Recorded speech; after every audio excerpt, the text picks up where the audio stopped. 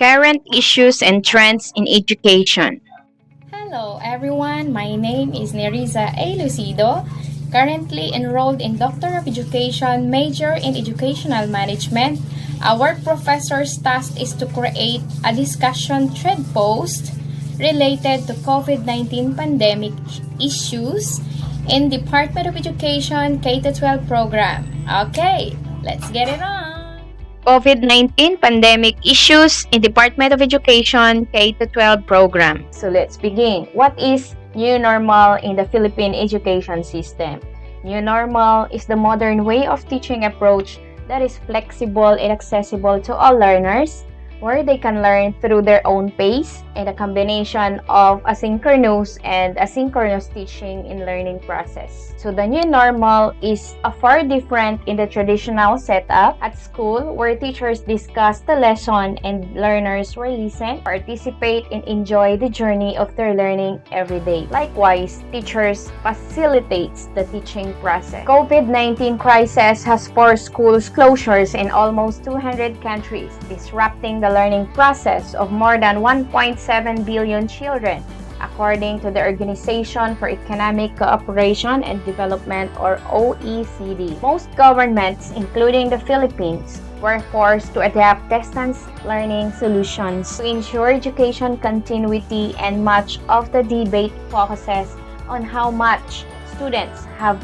learned or missed during school closures. While this potential learning loss may only be temporary, other elements that happen in the absence of traditional schooling, such as the curbing of educational aspirations or the disengagement from the school system, will have a long-term impact on students' outcome, according to the OECD last year. This hysteresis effect in education requires specific attention, it said, citing the need to bring disengaged students back to school and mitigate students' disengagement in case of future lockdowns. In Philippines, the coronavirus forced 2.6 million kids out of school as their parents lost their jobs or became underemployed. Many had to transfer to public schools where tuition fee is free. The enrollment rate fell by a tenth from a year earlier to 24.6 million. The pandemic worsened the quality of Philippine education system that was already problematic before the global health crisis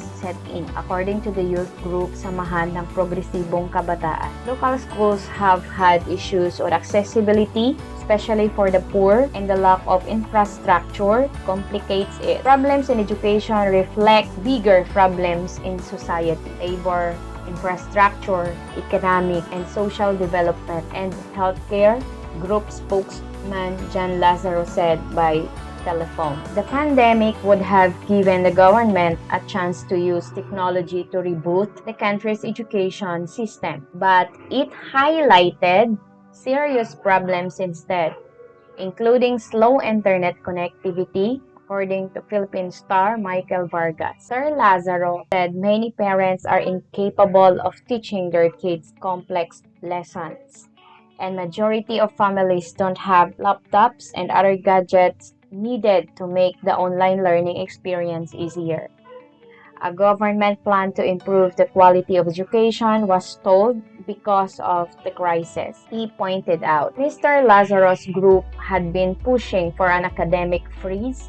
Classes shouldn't start until COVID-19 vaccines arrive, arguing that the Department of Education, or DEPED, should have planned the steps better under the so-called new normal instead. He admits the freeze is a band-aid solution. It doesn't really get to the bottom of the problem. It's an emergency measures meant for education agencies to sit down and really think about the problem at hand, rather than trying to rush through plans that don't work in favor of stakeholders, he said. Otherwise, the government should at least subsidize expenses related to distance learning, Mr. Lazaro said. Department of Education had planned to resume face-to-face classes in low-risk areas this month, but President Rodrigo R. Duterte recalled it given the rest from a new coronavirus strain first detected in the United Kingdom.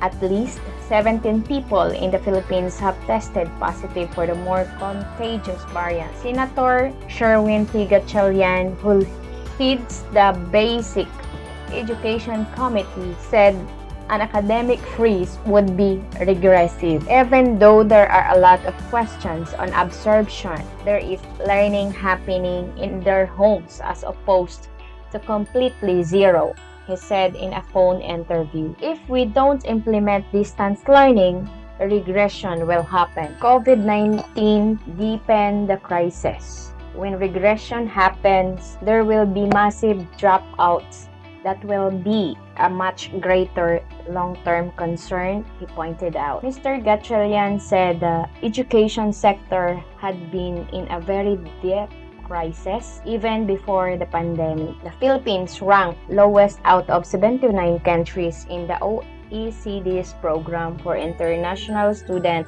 assessment in 2018. Filipino students posted a mean score of 340 in reading, 357 in science, and 353 in mathematics, much lower than the average scores of 487 in reading and 489 each in science and math. The country also ranked last out of 58 countries after scoring 297 and 249 in grade 4 math and science respectively. In 2019, trends in international mathematics and science study by the International Association for the Evaluation of Educational Achievement. Fifth grade Filipino students also lag behind students in 5 other Southeast Asian countries in reading, writing, and math in 2019 Southeast Asia Primary Learning Matrix. Mr. Gatchalian said the government should address the quality issues now because this will have a lasting impact, which is true. The health crisis is a short-term crisis, he said. Eventually, this will pass. We will get our vaccines, but the problem in education now will have long-term effects. True. Dropouts, teenage pregnancies, quality and performance issues will eventually affect the quality of job, innovations, and other countries' competitiveness, he added. Jerome T. Buenviaje, then of the University of the Philippines College of Education, said education is a major indicator of a country's progress, which is correct. Allotting a bigger budget for the sector, which got the biggest share of 708 billion pesos in this year's 4.5 trillion pesos national budget, will also boost the economy in the long term. Learning should continue despite the crisis, Mr.